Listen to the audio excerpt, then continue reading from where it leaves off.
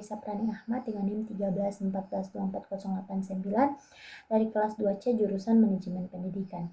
Di sini saya akan menjelaskan dan mempresentasikan materi tentang implementasi ibadah dalam kehidupan.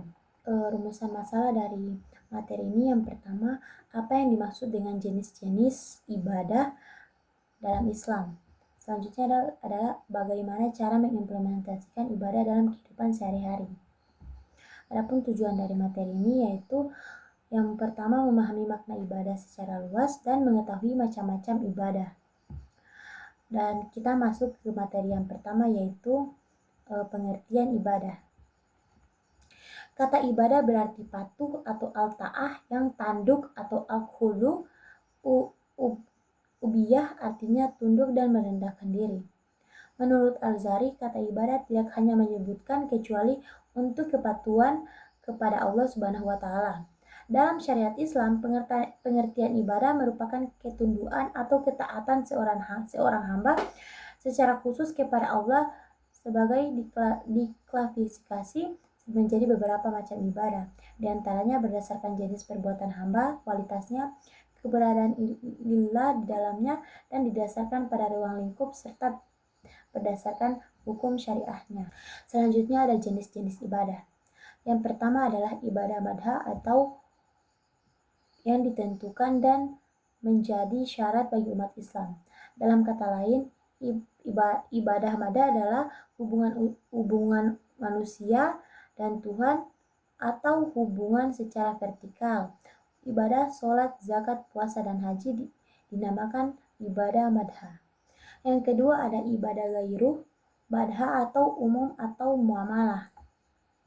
Adalah segala perbuatan yang mendatangkan kebaikan yang dilakukan dengan niat ikhlas karena Allah Subhanahu wa Ta'ala. Ibadah ini dilakukan antar sesama manusia atau hubungan horizontal. Ibadah ghairuh ini contohnya silaturahmi, menjenguk orang sakit, sedekah, mencari ilmu, bekerja, membangun masjid, menolong orang, dan perbuatan baik lainnya. Selanjutnya ada pentingnya ibadah bagi kehidupan. Ibadah memiliki peran yang sentral dalam kehidupan manusia.